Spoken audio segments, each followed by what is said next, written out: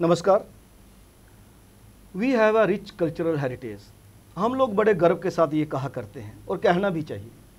हमारी सांस्कृतिक विरासत ही हमारा अस्तित्व है। लेकिन इस सांस्कृतिक विरासत को बचाने में, उसे प्रमोट करने में लोक कलाकारों का बहुत बड़ा योगदान है।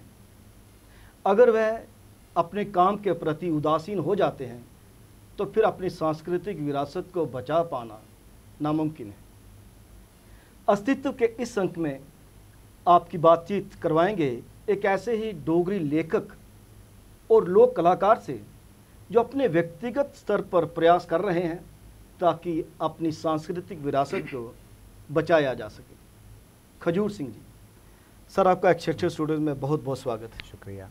सबसे पहले मैं ये चाहूँगा कि आप दर्शकों के साथ ये साझा करें कि आपको साहित्य के प्रति रुझान कैसा पैदा हुआ और फिर आपको किस किस ने प्रेरित किया कि आप डोगरी में कविताएं लिखें, नज़में लिखें, गज़लें लिखें।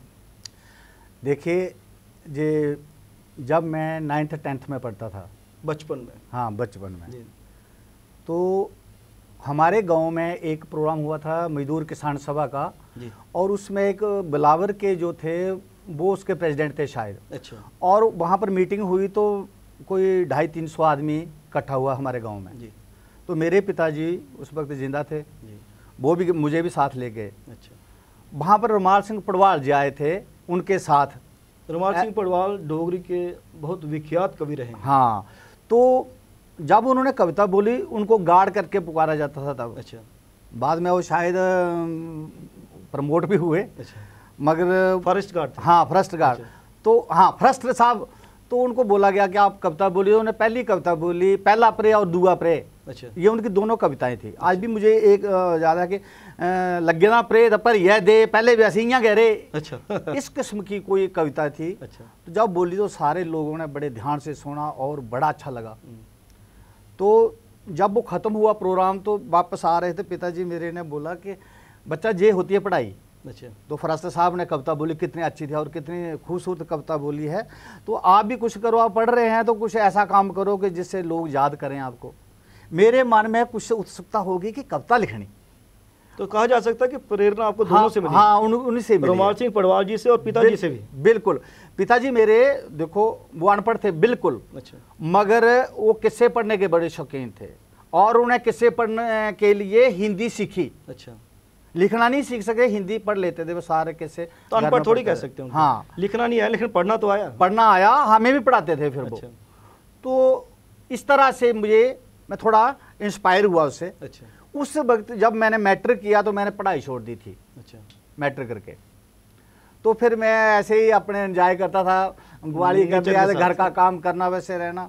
तो उस वक्त हमारे पॉलिटिकली दर्शन शर्मा जी तो नेशनल कॉन्फ्रेंस ज्वाइन किया और वहाँ पर उनके साथ में मेरे पिताजी जाओ मीटिंग है उधर तो आप भी कुछ बोलो। अच्छा। तो मैंने वो राजनीति पर वो कविता लिखने शुरू की। अच्छा। शुरुआत राजनीति से। हाँ। फिर मैं हिंदी और डोगरी दोनों में लिखता था। अच्छा। उसके बाद जब मैं कॉलेज में पहुंचा, हाई सेकेंडरी पहुंचा था भी मैं लिखता रहा। वो हाई सेकेंडरी में पहुंचा था, वहाँ पर वो हमारी जब भी फेयरवेल हुई वहाँ पर मैंने बोली कविता। नहीं तो मैट्रिक के बाद आपको फिर से पिताजी ने प्रेरित किया कि पढ़िए भाई? हाँ, नहीं, पिताजी ने मजबूर, घर की परिस्थितियाँ ऐसी थी कि मैं पढ़ नहीं पा रहा था। मैंने 1 साल मजदूरी की। अच्छा। घर का काम भी किया और साथ में कुछ पैसे वगैरह भी किए। उसके बाद मैंने एडमिशन लिया दूसरे साल, एक ब्रेक दे दी और उसके बाद मैंने एडमिशन ली। ये बहुत लंबी स्टोरी है, ये मैं आपको इधर बताने लगूँ तो बड़ा लंबा टाइम हो जाएगा। फिर मैं जब हाई सेकेंडरी में पहुंचा तो वहाँ पर मैं थोड़ा थोड़ा लिखना शुरू किया। अच्छा। जब कॉलेज में पहुंचा तो वहाँ पर हमारे कॉलेज की एक मैगजीन निकलती थी रावी जी, उसके लिए कविताएं देनी थी। तो मैंने भी कठुआ कॉलेज से। हाँ, तो मैं भी वहीं पे ना। हाँ, मैं कविता लेकर गया और हमारी हिंदी की मैडम जी थी, क्या नाम था, सिमी गुप्ता। उन्होंने जब देखी मेरी कविता उन्होंने कहा, मुझे इंस्पायर किया, यार तू तो बहुत अच्छा लिखता है, तो ऐसे कर उधर जम्मू जा, वहाँ पर मेरी सहेलिया की चंपा, उसके साथ, हाँ, उसके साथ मिलना। वो भी बड़ी लंबी स्टोरी है, मैं बाद में बताऊंगा कभी। उनके पास जाना, तो ऐसे ऐसे लिखा कर। फिर मैंने लिखना शुरू किया। अच्छा। फिर मैंने जब लिख रहा था तो जब जम्मू में आना जाना हुआ तो वरिंद्र केसर से मेरी मुलाकात। अच्छा। क्योंकि इनकी शादी मेरे गाँव में हुई थी। अच्छा। तो किसी ने बता दिया कि वो खजूर सिंह भी लिखता है, उन्होंने मुझे ढूंढ निकाला, रही तो इधर आ मेरे पास। तो मदद करते थे साहित्यकार एक दूसरे की।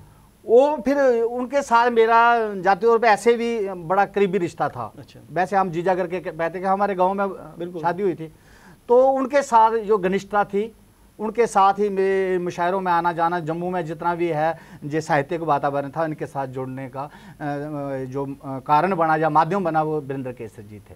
उसके बाद में इस तरह मेरा चलता लगातार। और पहली किताब भी जो मेरी थी वो 2000 में आई। अच्छा। और उनकी किताब और इकट्ठी गई, हमारी दोनों किताबें, मेरी कैंथ कोवे थी। अच्छा। और उनका निग्गा रंग, उसको साहित्य पुरस्कार भी मिला उस अच्छा। उस किताब को, वीरेंद्र जी को। हाँ, तो इस तरह जो मेरा सफ़र चल पड़ा था। लेकिन उसके साथ आपने बतौर फोक आर्टिस्ट भी काफ़ी नाम कमाया। देखिए तो फोक आर्टिस्ट कैसे, ये लेखक का मैं आपको नया अवतार, जहाँ मेरा जन्म हुआ था जी, वो फोक का गढ़ था। अच्छा।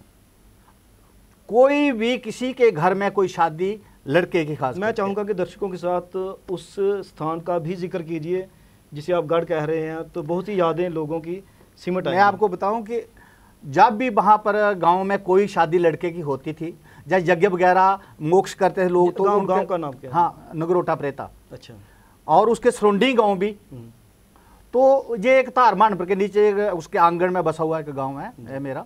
और बड़ा प्रकृति के लिहाज से मैं कहता हूँ कि इतना आज तो हमने तबाह कर दिया है मगर जब कोई प्रोग्राम होता तो पार्टियाँ आती थी, गाते थे, बजाते थे। और मुझे वो जब लंबी पाखों में गीत गाते थे मुझे समझ नहीं आते, मुझे नहीं अच्छे लगते थे। अच्छा। मगर मैं देखता था कब ये नाचना शुरू करें। अच्छा। घुंघरू उनकी आवाज़ आई तो मेरे को पता नहीं क्या होता था, मैं ऐसे प्रफुल्लित हो जाता था। जब मैं कुछ कैसे घबरा सा जाता था, यानी डांस, बस डांस। और जब मैं उनको देखता था तो घर आकर थोड़ा थोड़ा प्रैक्टिस भी करता था। अच्छा। और मेरे पिताजी और मेरी माताजी थे जो थे वो भी कला के बड़े फैन भी थे। अच्छा। और कलाकार भी थे। अच्छा। मेरी माताजी ने मुझे डांस सिखाया है। अच्छा। और मेरी माताजी ने मुझे बांसुरी बजाना भी सिखाई है। मेरे पिता भी बजाते थे, मेरी माताजी भी बजाती थी। तो पहला गीत उन्होंने मुझे सिखाया था, पिताजी ने मुझे मारा था कि ऐसे नहीं ऐसे बजाते हैं, मुझे नहीं, मैंने पहले गुरु वही रहे फिर। जब मैं तीसरी में पढ़ता था। अच्छा।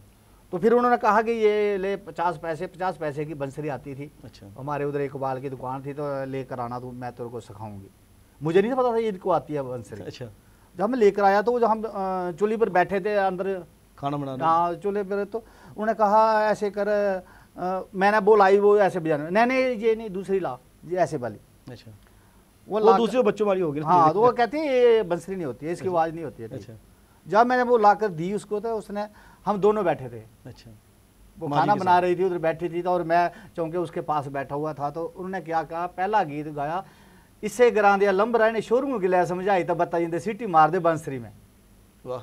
मैंने कहा यार ये कमाल हो गया, मेरी माँ को बंसरी आती है। फिर ये भी बड़ी लंबी स्टोरी है, उसने कैसे सीखी ये बड़ी लंबी स्टोरी है, क्योंकि प्राकृतिक नज़ारों में आप रहा करते थे। फिर उन्होंने मुझे एक मोटा गुर दिया कि आप जब स्कूल में जाते हैं तो इसको एक लकड़ी ले लेनी। अच्छा। कुछ भी डंडा ले लिया और उसके ये उंगलियां जो है तरतीबवार छोड़ना शुरू कर। अच्छा। ऐसे ऐसे नहीं करना, एक उंगली उठानी, एक दूसरी ऐसे ऐसे, और ऐसे ऊपर से ही उठाना और छोड़ना शुरू कर। ये प्रैक्टिस कर तो बंसरी आ जाएगी। अच्छा। और मैंने ऐसे ही किया। जब मैं जाता था तो मैं उसकी इतनी लगन हो गई कि मैं उसको करता ही रहता था प्रैक्टिस। तो घर आया बजा तो सुर निकलने लगे। फिर इस तरीके से मैंने ये बंसरी, फिर उन्होंने जो गीत सिखाए थे मुझे कि जे वाले लोग गीत जो हैं जे गाने बंसरी में, मैंने वही सीखे। और जब मैंने मैट्रिक पास की उसके बाद मैं बंसरी बजाना भी छोड़ दी थी, सच्ची बताऊँ। अच्छा। वो बंसरी हमेशा मेरे बैग में रहती है, मगर मैं बजाता कभी कभार ही हूँ। और वही गाने जो मैंने सीखे थे, माँ से सीखे थे, उस टाइम में सीखे थे, वो भी बड़ी लंबी स्टोरी है, उसको मैं नहीं बताऊंगा आपको।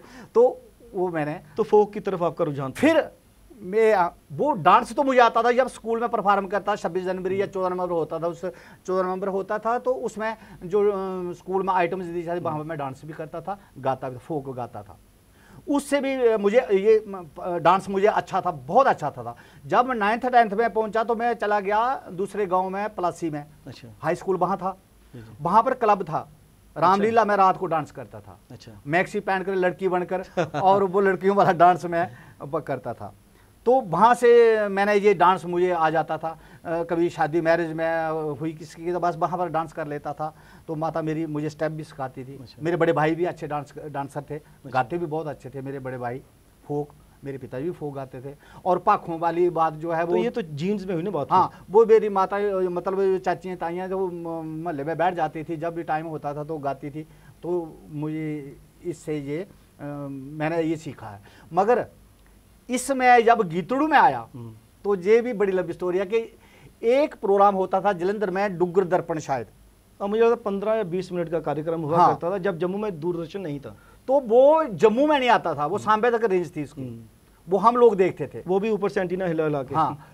तो टीवी उधर बिले बिले थे जो उन दिनों में थोड़ा सा मैं कठुए में आ गया था, तो टीवी देखना तो मुझे शर्म क्या आती थी कि हमारी जो पार्टी जहाँ जाती थी ना वहाँ पर जलंधर फोक की, उन्होंने कपड़े ऐसे, बेचारों के गरीब लोग होते थे, उनकी ड्रेस ही अच्छी नहीं थी, उनके इंस्ट्रूमेंट अच्छे नहीं थे, वो पता नहीं सड़े पुराने कब के इंस्ट्रूमेंट काले से हो गए थे। टेलीविजन में ग्लैमर भी चाहिए। हाँ, तो उसके लिए जब वो बजाते थे तो मुझे दुख होता था कि हमारे डोगरे चाहे जैसे भी है मगर खाने के, लगाने के, लाने के बहुत शौकीन हैं। इनकी ड्रेसेस, इनकी पगड़ियाँ, इनके ड्रेस जो है कलरफुल होनी चाहिए। कलरफुल भी नहीं, अच्छी ड्रेस, साफ सुथरी होनी चाहिए, खूबसूरत होनी चाहिए। मुझे दुख हुआ।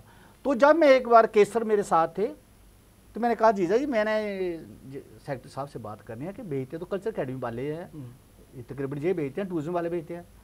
ठीक है चलो, मैं कुछ सेक्रेटरी थे, अब नाम नहीं लेना चाहता उनका, उनके साथ मैंने बात की। मैंने कहा सर आप डुग्गर दर्पण में जो पार्टियां भेजते हैं कम से कम उनको आप ड्रेस बना दो, ड्रेस। कहते क्या उन ड्रेसों को? मैंने कहा अच्छी ड्रेसेज है, पंजाब में वो उनकी ड्रेसेज बड़ी खूबसूरत होती हैं, वो वगैरह लगाती हैं और बड़ी किनारियाँ पगड़ी वगैरह। तो हमारे कलाकार ऐसे जाते हैं, हमें दुख होता है क्योंकि आप तो देखते नहीं, आपको तो पता ही नहीं वहाँ क्या हो रहा है, वो तो रेंज हमारी कठुआ तक रहा है। मैं तो आप करो, मैं उठकर चला आया, किस चला आया, उन्होंने अच्छा कोई रिस्पांस नहीं दिया। अच्छा। उन्हीं दिनों में जम्मू फेस्टिवल था। अच्छा। तो हमारे एक इन्फॉर्मेशन ऑफिसर थे, मेरे दोस्त थे, वो जगदीश मेहरा जी उधमपुर वाले। हाँ जगदीश जी, ठीक है। वो उन दिनों में कठुआ में थे। अच्छा।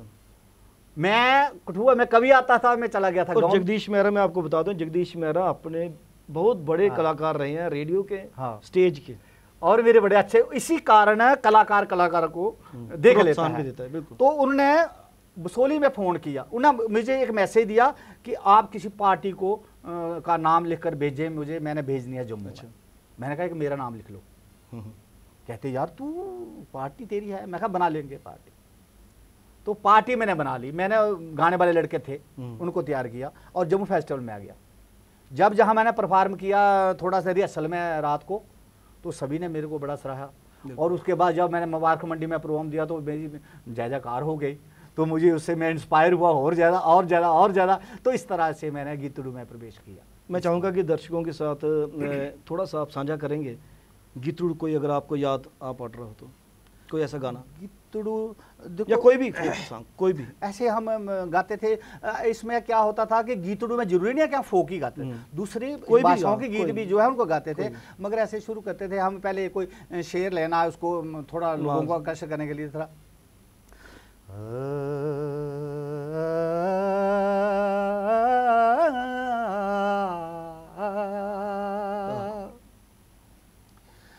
पर पापी लोग पहाड़ देवे ते पत्थर जिने दे चित्त अंग मलांदे कदे कदे ते नैन मलांदे नित।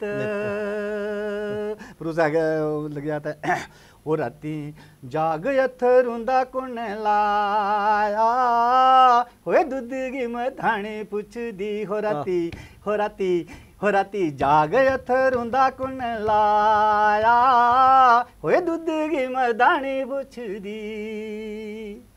ओ असी नहीं जान दे प्यार कियां पांदे न रुसे दे सजने गी कियां मनांदे न। ओ अखी विच अथरू डकिया से ले रे यार दिले आला सुनाया होए दुध की मधानी पुछ दी हो राती हो राती हो राती जाग अथरुंदा कुन लाया होए दूध की मदानी पुछ दी। तो इस तरह के हमारा गीत जो है चल पड़ता था। तो साहित्य के साथ साथ आपने फोक की तरफ भी पूरा रुझान रखा। हाँ। आपकी कितनी किताबें अभी तक प्रकाशित हुई हैं? मेरी 12 किताबें जो हैं अच्छा। वो निकल चुकी हैं, 4 जिनमें गीतों की हैं, 2 गज़लों की हैं, अच्छा। एक कविता की है, अच्छा। एक चमुखों की है, एक सत्य से ही है, अच्छा। ठाकुर सत्य से निकाली है, अच्छा। और एक आर्टिकल की अभी आई है। अच्छा। तो इस तरह से ये चल रहा है। ज़्यादा मैं शुरू में गीत लिखने शुरू किए थे, कविता और अच्छा। गीत, क्योंकि आपका रुझान संगीत की तरफ ज़्यादा था। हाँ। जो आजकल लुप्त होती कलाएं हैं, उन पर अगर नज़र डालें तो आप क्या समझते हैं कि किस स्तर पर वो शिद्दत से प्रयास होने चाहिए कि जो कलाएं लुप्त हो रही हैं? मुझे नहीं लगता कि आजकल गांव को छोड़कर कारकें कोई गा रहा है, बारें कोई गा रहा है, पाखें उसी फार्म में कोई गा रहा है, और जो विशेषकर सोशल मीडिया में जो डोगरी के नाम पर परोसा जा रहा है म्यूज़िक के हवाले से, आप सेटिस्फाइड हैं? इतना ज़्यादा एक्सपेरिमेंट, या फिर उस चक्कर में हम मूल जो है उससे छूटते जा रहे हैं? देखिए, आपने बिल्कुल सही बात कही है। एक तो पहले हमें ये चिंता होनी चाहिए कि हमें अपना कल्चर बचाना कैसे है, ये अपना फोक बचाना कैसे है। उस फोक का नॉलेज भी होना चाहिए पहले। उसका नॉलेज क्या होना चाहिए? जिस तरह मैंने अपनी आंखों से देखा है, सुना है, और मैंने परफॉर्म करते हुए उनको हजारों बार देखा है। बिल्कुल। मेरा मतलब है कि अब जितनी भी शादियां हुई हमारे गांव में, तो डेली रात को तो हमें जो पराली डाल देते थे आंगन में, हम छोटे बच्चे उस पर बैठ जाते थे। बड़े लोगों को, जो बड़े वीआईपी थे, उनको मंजे होते थे, चारपाई होती थी बुजुर्गों का, और कुछ लोग जो हैं उनको ऐसे ही वो पंदे वगैरह जो डालकर, और पूरी रात हमने ये देखा है और कार्यक्रम देखा करते हाँ, आजकल जो है इस पीढ़ी को ये पता ही नहीं है। अब तो इनको हमने जोड़ा नहीं उससे, और वो रहे भी नहीं है, वो कल्चर ही नहीं रहा है। तो ये वेस्टर्न कल्चर की, जबकि इनको टीवी में वही परोसा जा रहा है, इनको मोबाइल में वही परोसा जा रहा है, रेडियो में वही परोसा जा रहा है, और जब भी ये प्रोग्राम, बच्चे उस तरफ वो जा रहे हैं। तो हमें अपना फोक जो है ये बचाना कैसे है? अब मंच मिले, आज सरकार का भी सहयोग हो, सरकार भी जगह मंच दे, और कुछ लोगों को, सिखाने वालों को भी थोड़ा उत्साहित करें, प्रेरित करें। बिल्कुल। देखो, बड़ी बात है पैसे की। अब फोक कलाकार जो है, अब रिवाज तो रहा नहीं इतना ज़्यादा कि उनको वहाँ गाने बजाने से वो रोटी पूरी होती है। वो तो डीजे का जमाना आ गया, फोक कलाकार को बुलाते भी बहुत कम। इस कारण उसको रोजी रोटी का मसला पड़ा हुआ है। कला कहाँ जाएगी? हाँ, उससे कुछ मिलता हो, अगर उससे रोजी रोटी पूरी हो जाती है अगर किसी कलाकार की, तो फिर वो करे इसको।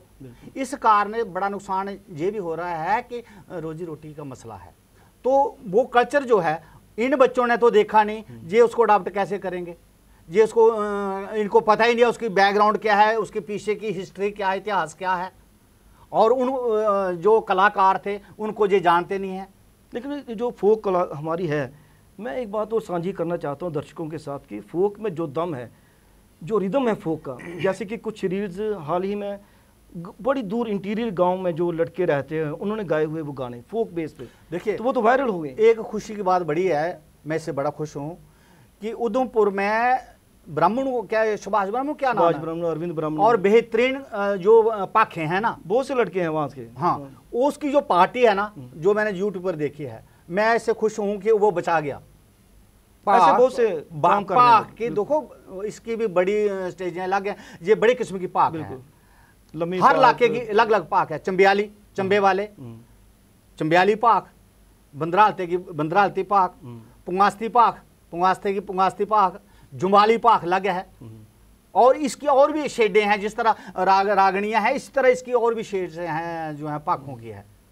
तो इनको पूरी स्टडी करना ये एक बड़ा रिसर्च का हाँ काम है। मगर मैंने देखा कि वो कलाकार जो है वो उसको बचा कोशिश करे, अगर उसने कुछ लोग जोड़े हैं उनको सिखाएगा तो ये जाहिर सी बात है। जैसे आप भी अपने स्तर पर, व्यक्तिगत स्तर पर जो कार्यक्रम कर रहे हैं, उनसे भी कई लोग प्रेरित होते हैं फोक को बचाने के लिए। जैसे आपने खुद कहा कि पाख को डोगरी फोक का सिरमौर कहा जाता है। बिल्कुल।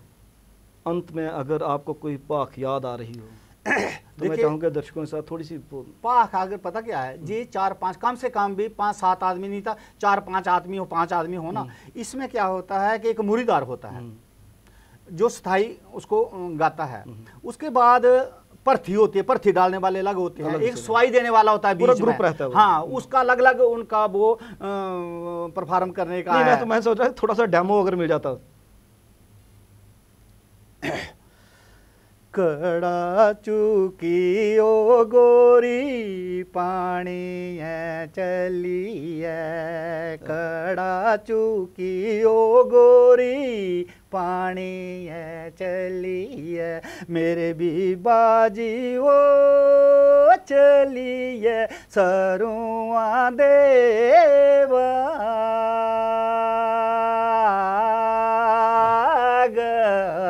ले, मेरे भी बाजी वो चली है सरुआ देवा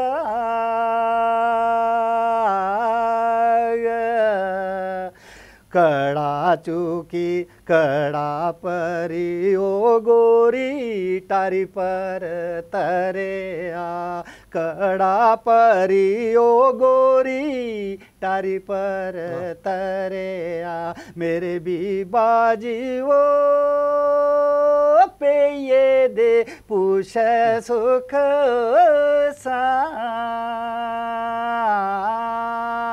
दल मेरे भी बाजी वो प्यो के दे पूछ सुख सांद, प्यो किए तेरे निगोरिये राजी न बाजी, प्यो किए तेरे वो गोरिये राजी न बाजी, मेरे भी बाजी वो शैलेंगी औंदे चंदरे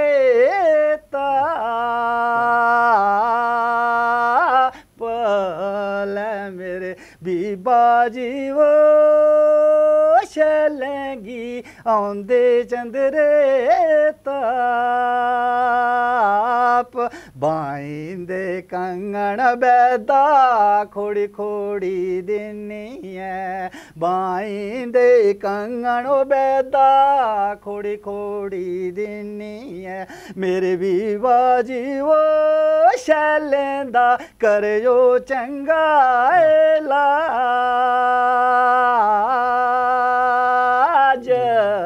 ले मेरे भी बाजी वो शैलेंदा कर जो चंगा इलाज,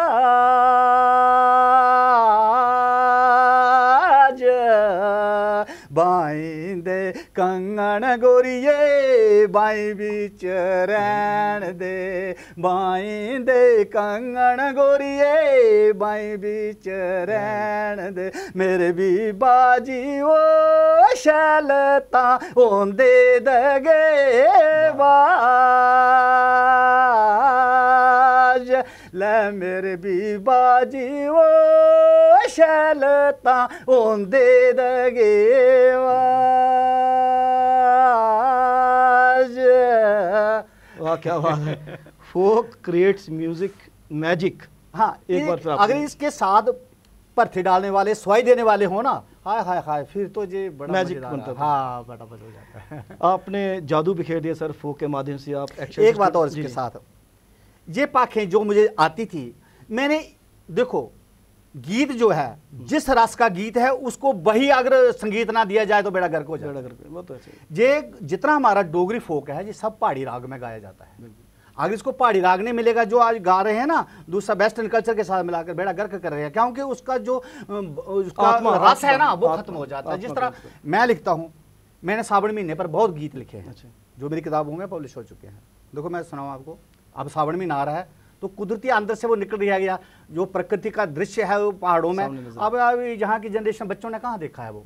अब पहाड़ों में चले जाएं, हाय हाय हाय, इस वक्त जितनी भी वनस्पति है जो पीछे जेठ आड़ महीने में जितनी भी उत्वाह हुई थी, सूख गई थी, अब हरी हो गई, हरी हो रही है, तूरे डाली। तो ये था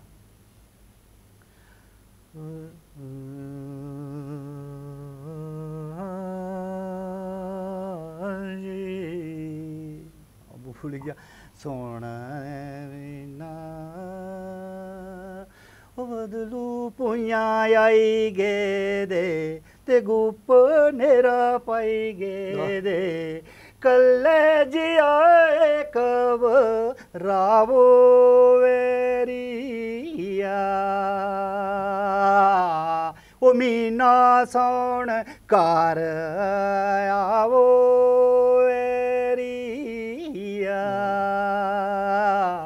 ते तू की दिखने दा चाओ एरिया ते बोलियां पैंछी लांदे जे ते जिगरे कैंची लांदे जे आइए पीड़ च कावो एरिया ते मीना सोण कार आवो एरिया ते तू की दिखने दा चावो एरिया। क्या बात है। उम्मीद करेंगे कि जो भी सुन रहे हैं या देख रहे हैं वो फोक को उसी फॉर्म में सहेजने का प्रयास जरूर करेंगे। आप एक्सेप्टेड स्टूडेंट में आपका बहुत बहुत धन्यवाद। शुक्रिया। अस्तित्व के इस अंक में आपने बातचीत सुनी खजूर सिंह जी से। उन्होंने कहा कि फोक पे बहुत अधिक एक्सपेरिमेंट करने की आवश्यकता नहीं है, फोक को मूल रूप में ही रहने दिया जाए जिससे वह बचा रहे और उसमें ज़्यादा फ्यूज़न की भी आवश्यकता नहीं है। कैमरा पर्सन करण सिंह के साथ राजेश्वर सिंह राजू को अब दीजिए इजाज़त। नमस्कार।